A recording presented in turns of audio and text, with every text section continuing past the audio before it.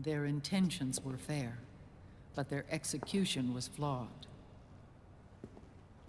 Zero developed weapons, amassed armies, used information for extortion, all in order to gain more wealth.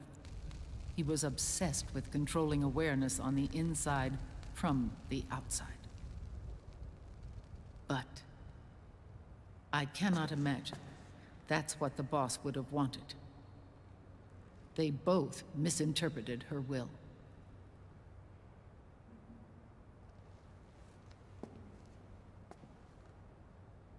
And their absolute reverence for her drove them apart.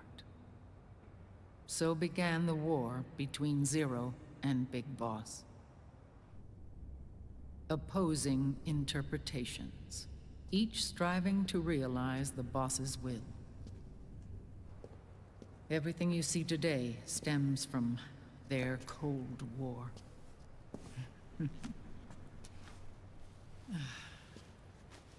Differences in race, in religion, in ideology. This war they've caused is no different from any other human error in history. It all started with a tiny fork in the path and grew into a great rift.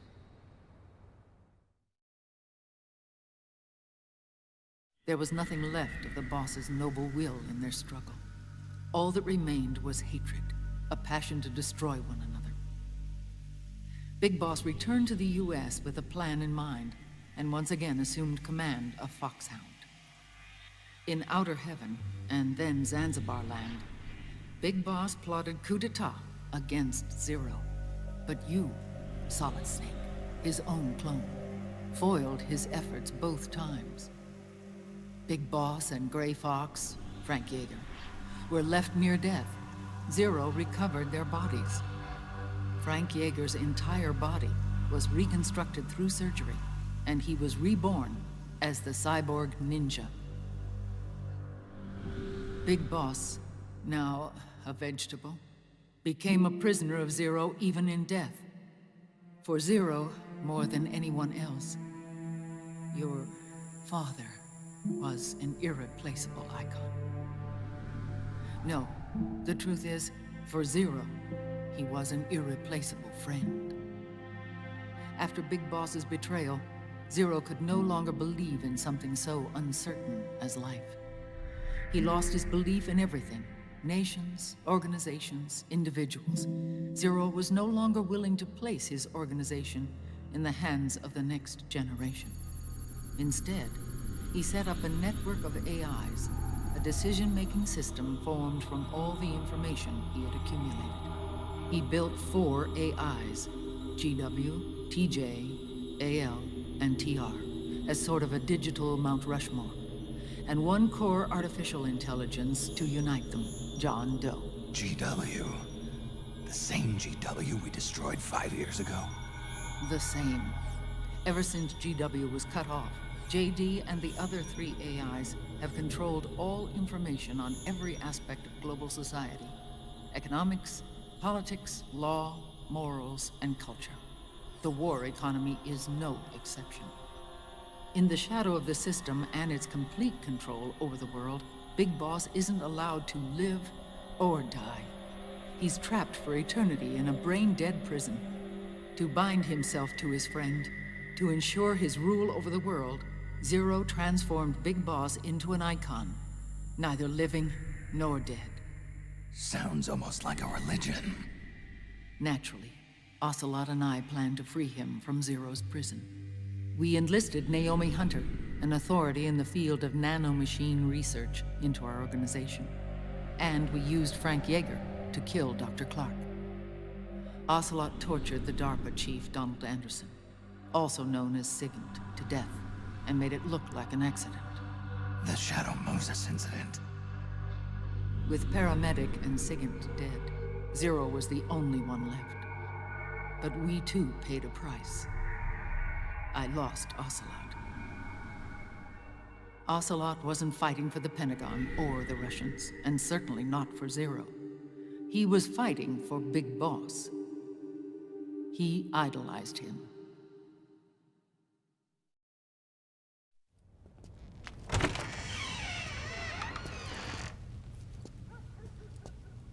When Ocelot grafted Liquid's right arm to his own, his body was taken over by Liquid's thoughts and spirit. He may be Ocelot in physical form, but his mind is Liquid's. I was the last one. And then someone appeared to help me. Raiden.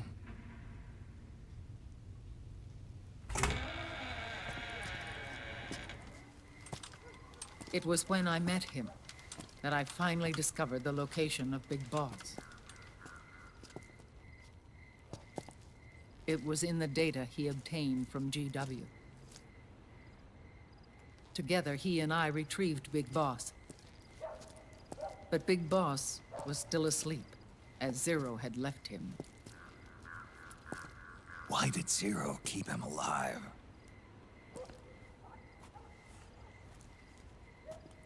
People need heroes. Zero wanted to create a messiah. A legend that would never die. Liquid is after Big Boss's body.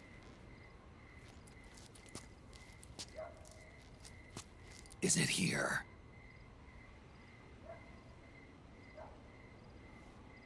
I'll take you to meet him.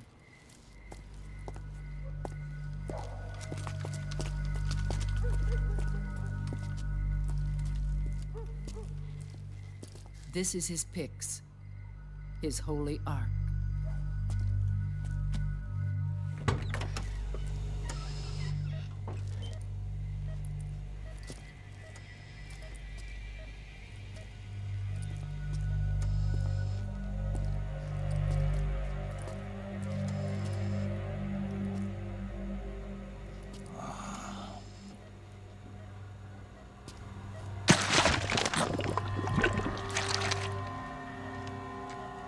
His body is alive, but his consciousness is locked away by nanomachines.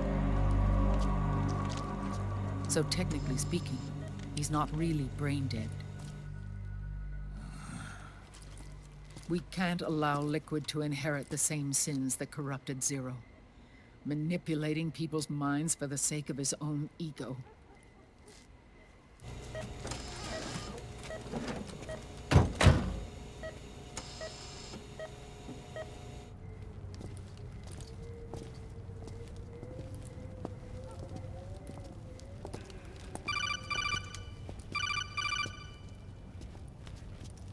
Otacon. Snake, it's Naomi. What happened? She's gone.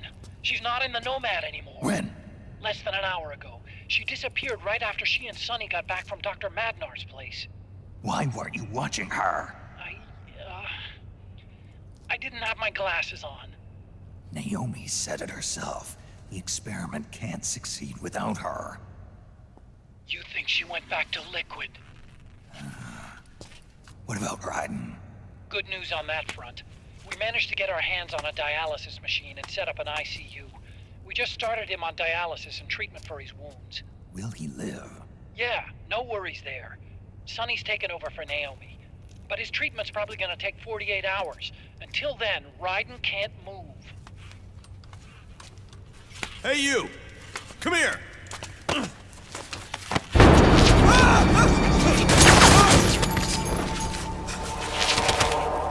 What the hell is that? Move!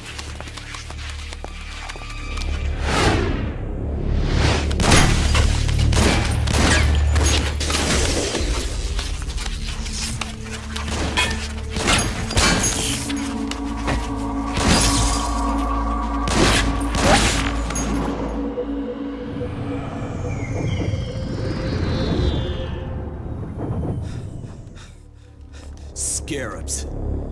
Unmanned scouts. They've found us. We're moving out. Snake, the PMCs are converging on your location. Damn it! They're sending in Gecko! They'll be on you in less than 5 minutes! Are they ready? Yes, ma'am. We'll escape through the canal route using the real van. Get it ready. Hurry. Yes, ma'am. Snake, over here. We've got decoy vans set to draw some of our pursuers away.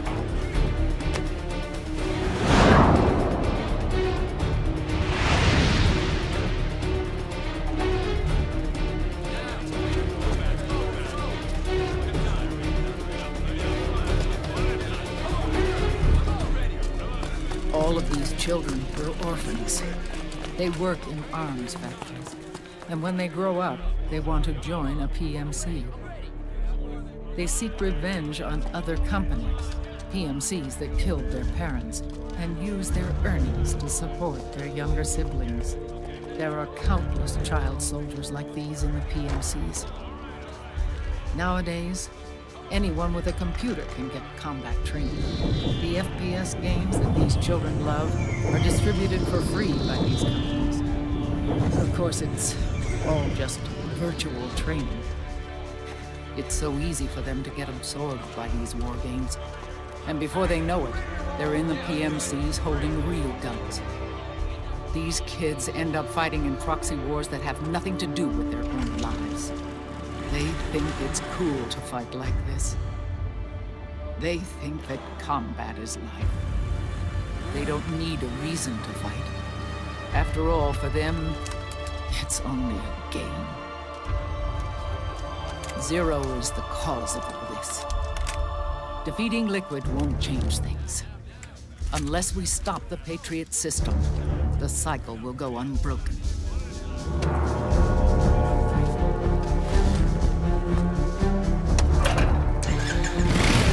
Hop on.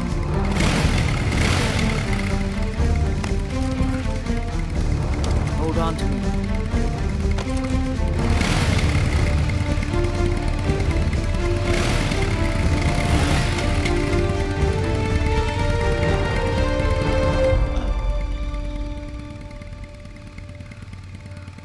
With so many wars being waged, oil and biofuel have become as precious as diamonds. It's been a while since I went out for a ride. Are you sure about this? I only get off my bike when I fall in love. Or fall dead. Big Mama. Call me Eva.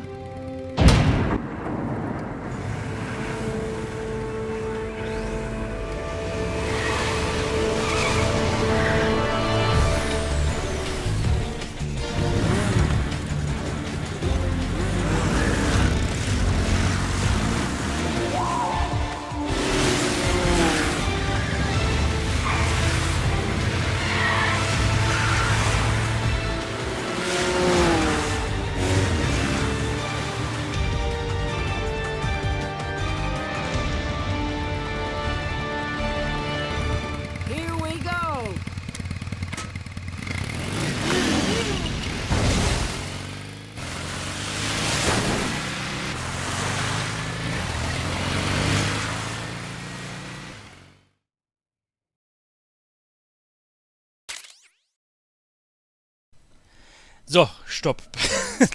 Also bei solchen Sequenzen, da kann ich nicht einfach weiterspielen. Es tut mir echt leid. Ne? Da muss ich erstmal ein bisschen was drüber, vielleicht auch für die eigene Verarbeitung drüber erzählen. Es ist wirklich schade, dass ich so viele Sachen leider von den älteren Teilen nicht mehr so auf dem Schirm habe. Aber ich habe zum Beispiel total vergessen, dass ja Solid Snake, oder Snake, also nicht Naked Snake, aber Solid Snake, ja gegen Big Boss auch bei Metal Gear 2 gekämpft hat am Ende. Fällt mir jetzt erst ein, wo der Big Boss nämlich aussah wie Sean Connery. Das habe ich total vergessen, bis mir das jetzt hier in der Sequenz wieder aufgezeigt wurde. Und was auch interessant ist, dass Ocelot und Big Boss damals ja auch, ich sag mal, differente Ziele eigentlich hatten, oder zumindest auf anderen Seiten waren. Und dass Ocelot hinterher doch Big Boss als den Mentor und ein Vorbild gesehen hatte. Also von der Entwicklung her. Habe ich auch gar nicht mehr auf dem Schirm gehabt. Ne? Also ich weiß jetzt aber auch nicht mehr genau, ob ich das überhaupt hätte wissen können. Weil es ist schon krass, wie jedes Metal Gear Spiel, also wie viel Tiefgang das hat, wie viel Tiefgang die Geschichte hat, über was für einen Zeitraum dieses auch läuft. Also ich finde das total faszinierend gerade, muss ich wirklich sagen. Und dazu kommt auch noch die Inszenierung, diese Details, weil Ist das gleiche Motorrad, was Eva auch damals in Metal Solid 3 gefahren ist? Weiß ich nicht, ne? Also vielleicht sogar dasselbe oder das gleiche, keine Ahnung. Und das vor allem die anderen auch alle ihre Triumph-Motorräder da hatten. Schon sehr geil. Und halt, wie gesagt, diese kleinen Akzente, ne? Zum Beispiel, dass Solid Snake, als er sich festgehalten hat, quasi, ich sag mal, auf Gebärmutterhöhe war, ne? Weil, wo er dann letztendlich entsprungen ist. Was wiederum dann vielleicht ein bisschen merkwürdig ist, ne? Wie Eva sich dann gefühlt hat, dass sie jetzt natürlich auch den Namen angeboten hatte, weil es ist ja trotzdem noch, ich sag mal, ne? Der Spross von Big Boss, aber trotzdem ist sie ja die Mutter, ne? Er hat natürlich gewisse Ähnlichkeiten, vor allem mit seinem Solid Eye, ne? Sieht dann ja auch aus wie eine Augenklappe. Ich weiß nicht, wo das hinführen wird, um es mal so auszudrücken. Und, ja, die Kleinigkeit als Codename Eva, ja, als sie am Anfang, als wir das Versteck betreten haben, als sie dann von der verbotenen Frucht auch sprachen, ist dann vielleicht auch so eine religiöse Anspielung. Sehr, sehr geil auf jeden Fall. Auf jeden Fall, wir haben eine neue Waffe erworben, nämlich die VZ-83, leichte Maschinenpistole für normale 18 mm Geschosse. Bla bla bla bla. Wahrscheinlich Motorradverfolgungsjagd. Richtig? Ich glaube ja. Ich werde gleich aber einen kurzen Schnitt machen, einmal kurz synchronisieren und ja, dann auch direkt nochmal weiterzocken, weil ich so ein halbes, dreiviertel Stündchen habe ich noch, also ich sag mal eine halbe Sequenz. So, los geht's.